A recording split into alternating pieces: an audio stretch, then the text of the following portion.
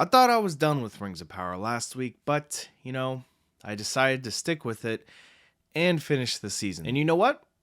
I thought this week's episode was the best one yet. But before we get into anything, guys, if you enjoy my content and you want to see more, please be sure to subscribe. So I have to be honest with you guys. This week's episode of Rings of Power actually kept me entertained for most of it, probably because they completely cut out the Hardfoot story. It also helps to have some interesting things on screen. But this episode played to the show's strengths. More awesome visuals and less dialogue, because bad scenes happen when characters in the show interact with each other with words. What happened to her?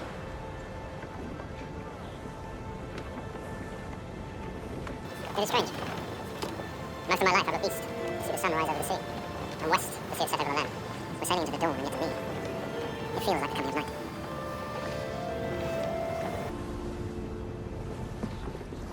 She drowned.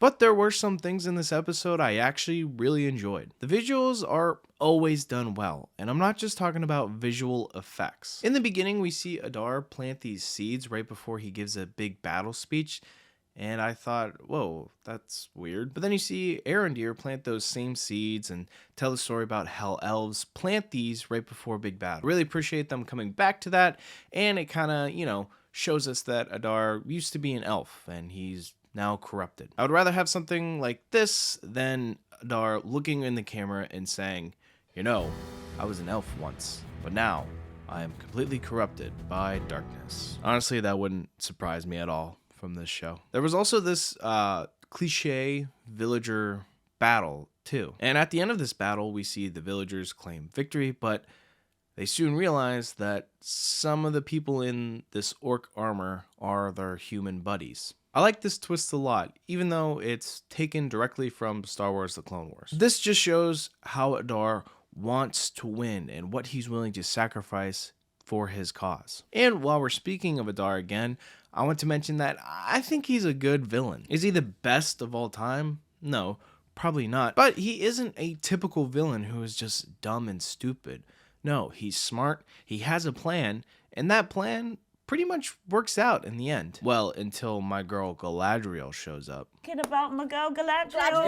Now, of course, I really enjoyed the battle scenes in this episode. The choreography looked better than what I expected, and I think that's because they were on horses, but hey, it's still an improvement. I also want to point out that Halbrand's character still stands out to me than anyone else. I think that's because there's still so much developing happening with him, and there's a lot of mystery behind him too, even though he's a Walmart version of Aragon. And the last scene I thought was really cool. The water flows, falls into a lava, and it erupts a big volcano. Then a black storm forms, there's lightning, and I just have to give props because it looked amazing. So props to the VFX team. So yeah, this is the best episode yet, in my opinion. But this show still feels bleh. Like I said, the dialogue is still bad.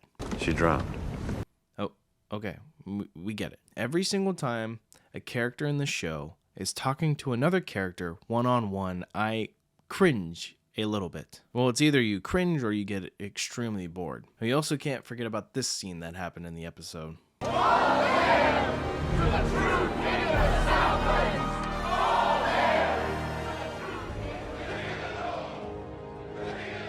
Shit.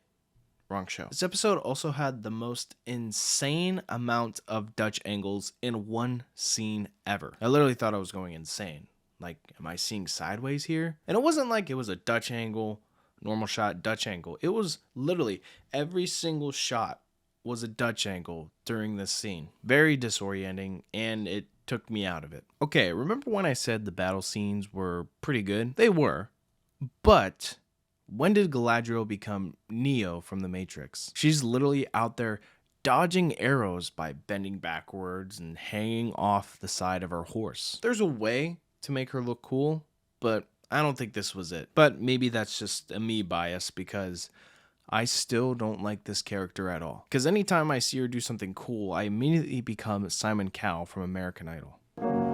Whatever the opposite of entertaining is, that was you. The last thing I want to point out is the overall plot of this show. Even though I was more engaged with this episode, I still don't feel any satisfaction with the overall storyline. I get Galadriel must stop evil, but that's it. She wants to get rid of evil by defeating it. What's your plan exactly here? Because in the original series, it goes, we have this ring, and to defeat Sauron, we must destroy this ring. But in Rings of Power, it just seems like Galadriel is very vague with her plans. We just gotta stop Sauron, guys. It's easy as that. But I hate to break it to you, you don't stop Sauron, so